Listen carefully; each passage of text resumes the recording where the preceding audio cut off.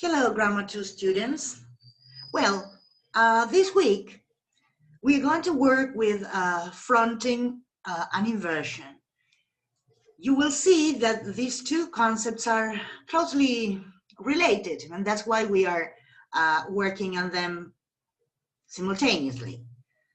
First question is, why do we use fronting and inversion? Well, they may be either syntactically or stylistically motivated. What does this mean? Well, sometimes there are structural reasons, structural constraints to use fronting or inversion. And some other times they are stylistically motivated, which means it is my choice as a writer or speaker to use fronting or inversion for the purpose of creating a certain effect.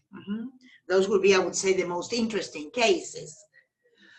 All right, the use of fronting and inversion is also related to information flow, to the way we want to organize given a new information in our text. Remember, when I say text, I mean both writing or speech. The question of focus and emphasis is also relevant.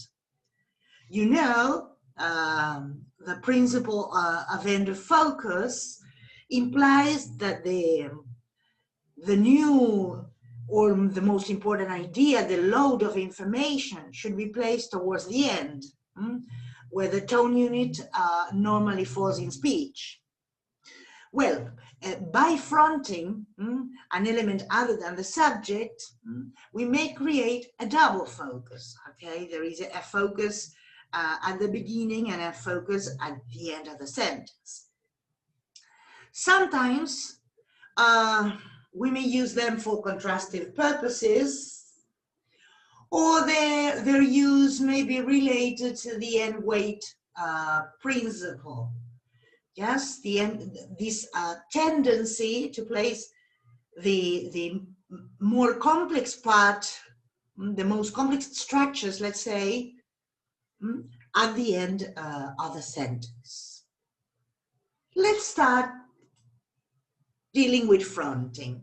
And you will see that this is somehow related to thematic structure. In English grammar, fronting refers to any construction in which a word group that customarily follows the verb is placed at the beginning of a sentence, which means an element other than the subject. That is the element that typically appears at the beginning, the unmarked word order. Fronting is frequently associated to inversion, and it is a type of focus strategy often used to enhance cohesion and provide emphasis. You will see that when we deal with fronting particularly, sometimes we can stay, let's say, or we can concentrate on the sentential level, but very frequently we have to go to the suprasentential level, okay, to the textual level. As I said before, both fronting and inversion may be obligatory in some cases, structural, and in some others they are optional. For example, look at these cases where we have a WH element in a WH clause. This element here, you see, this is an obligatory case of inversion. Let's have a look at the whole example. What he wants, nobody knows. So we have an instance of fronting here, which is stylistic, which is optional, because I might have said nobody knows what he wants. So this is stylistically motivated. But inside, okay, this clause, this WH clause, the what comes at the beginning, even if it is the object. But this is, let's say, syntactically motivated. It's not my choice. There's no way out, let's say. And the same happens in this exclamation. What a cute baby you have, okay? This is an instance of fronting. okay, which is optional, and inside the clause, the fronting of what is obligatory. Let's see which elements we can front. We may front objects with no inversion. The previous examples were examples where we were fronting the object. Or I might say, my car, he crashed. These I can imagine in a context where I want to highlight that it was my car and not his, okay? My car, he crashed. You see that this is quite a marked thing, the object at the beginning. Now, you may front an adjectival complement, again with no inversion. Whether he should join them or not, he was not sure. Can you see that you're fronting the adjectival complement? These are all stylistically motivated cases. You may front a subjective complement with or without inversion. Very frequently structures like so, that, such, or involving some kind of comparison, okay? For example here, so shy was the little girl that she could not answer. So shy was the little girl that she could not answer. Jorge is going to deal with comparison soon. There may be the fronting of non-finite structures with or without inversion. This is interesting because, I mean, these I read and took from Beavers, and he gives examples. I'll give you mine. Waiting for her were all her friends. Bieber says this is an example where you have a present participial clause at the beginning. Now look at the example. My question is, don't you think, in fact, we are splitting the verb phrase, all her friends were waiting for her.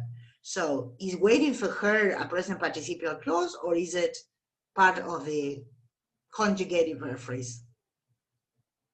Nice question.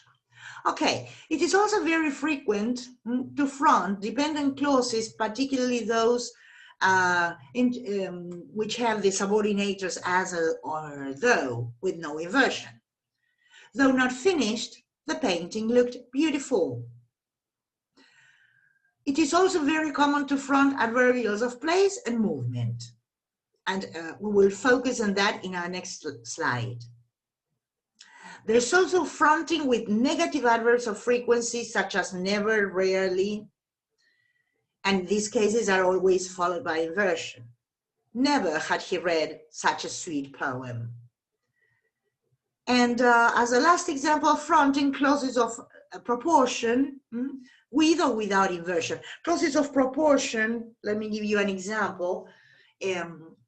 Jorge will focus on this soon, but it will be something like, the more you read, the wiser you become. Okay? Clauses of proportion. Let's focus now on the fronting with adverbials of place and movement. On the right of the house was the old tree. You can see here that you have the fronting of the adverbial, and there is inversion here, okay? Was, and then the subject. Around the sides of the lawn, my mother had planted geraniums. Once again, we have an adverbial of place at the beginning and no inversion.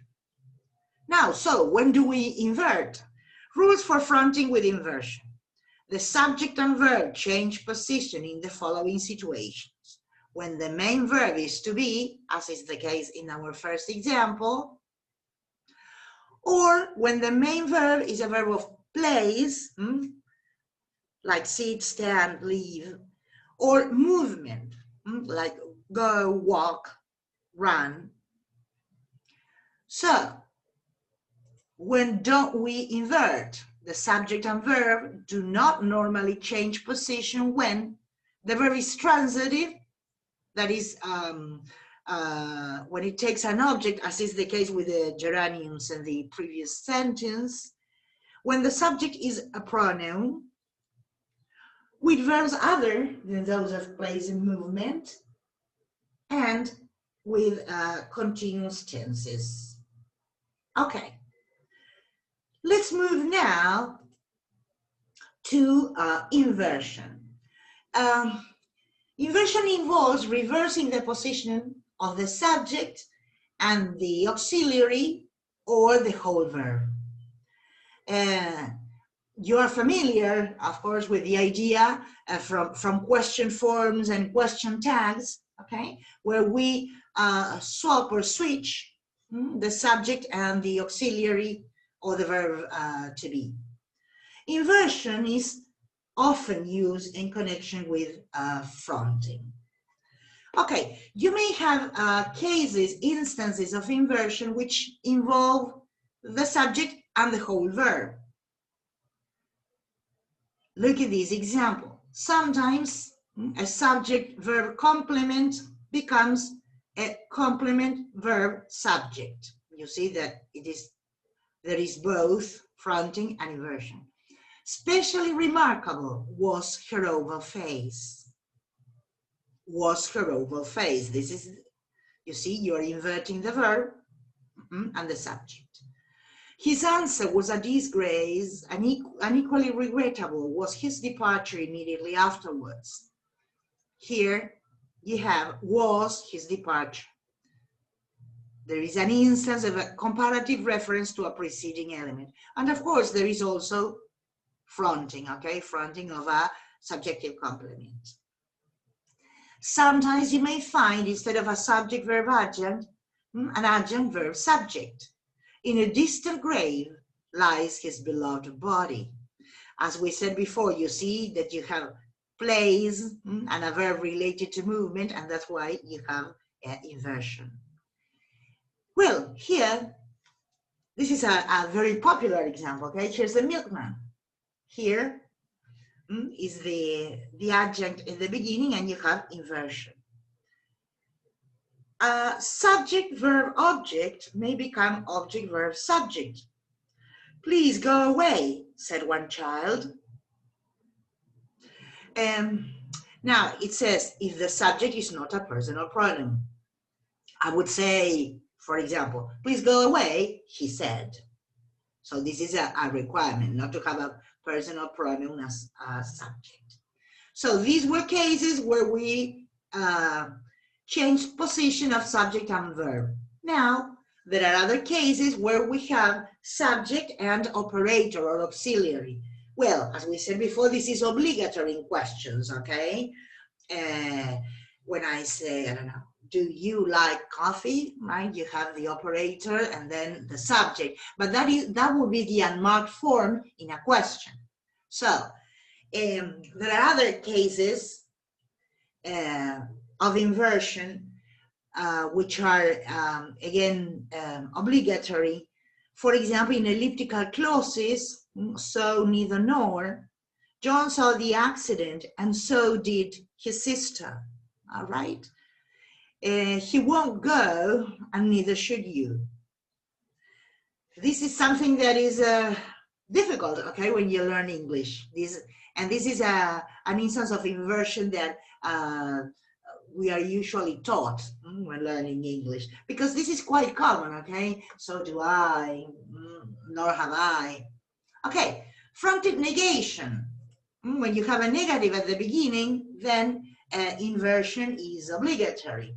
Not a word would he say. At no time should this door be left unlocked. These are more, less common than the previous case, of course. Okay, where am I? Here. Here. Also, in comparative clauses, when the subject is not a personal pronoun, she looks forward, as does her secretary, to the completion of the project. Okay, here you have the comparative clause, and okay, you have the instance of inversion.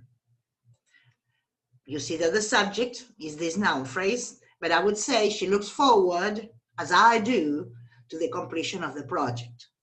if I had a personal pronoun. I would use no inversion.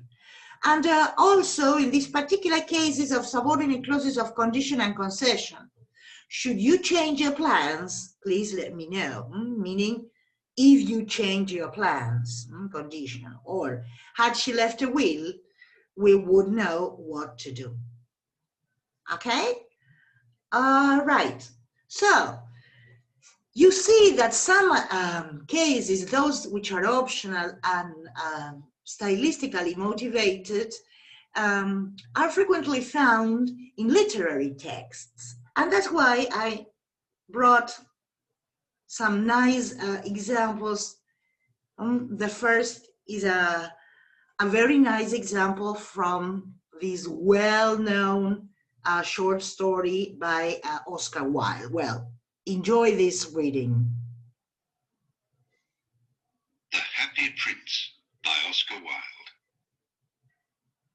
High above the city, on a tall column, stood the statue of the Happy Prince. He was gilded all over with thin leaves of fine gold. For eyes, he had 2 bright sapphires, and a large red ruby glowed on his sword hilt. He was very nice, huh? Okay, look at the examples. High above the city on a tall column, we have the fronting of an adjunct of place.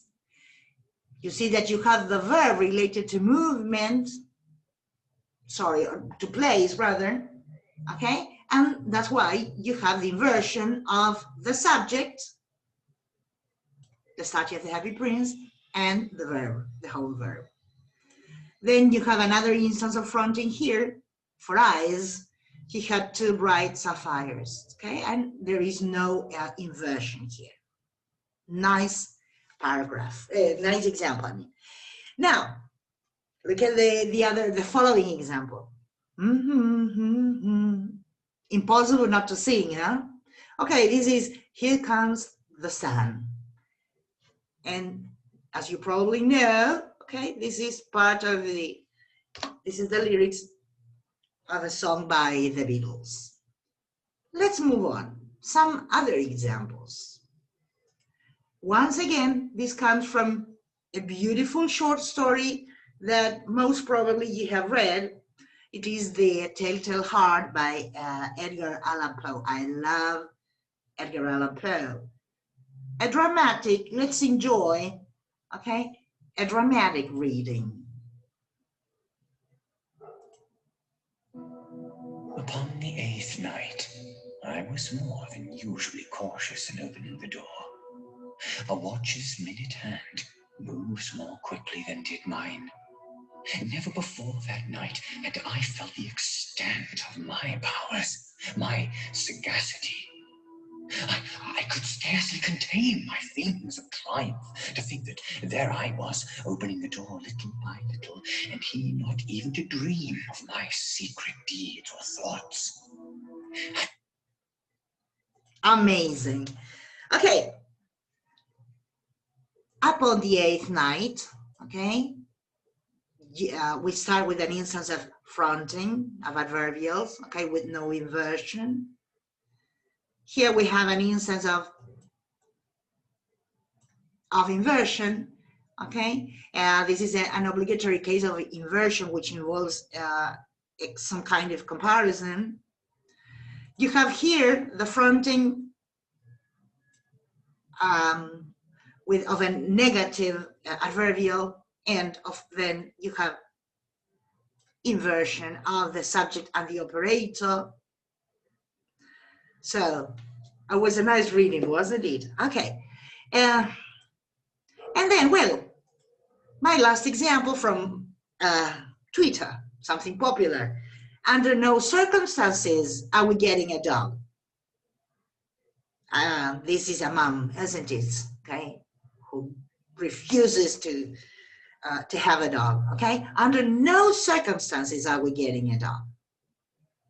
Okay, so now the idea is that you practice identifying cases of fronting, of inversion, and try to see why they are being used. So I will give you a text which is full of instances. This is the text for you to identify the different cases. But don't worry, I will upload a Word file with this exercise. Well, I hope you have enjoyed the class and the amazing dramatic readings. Thank you.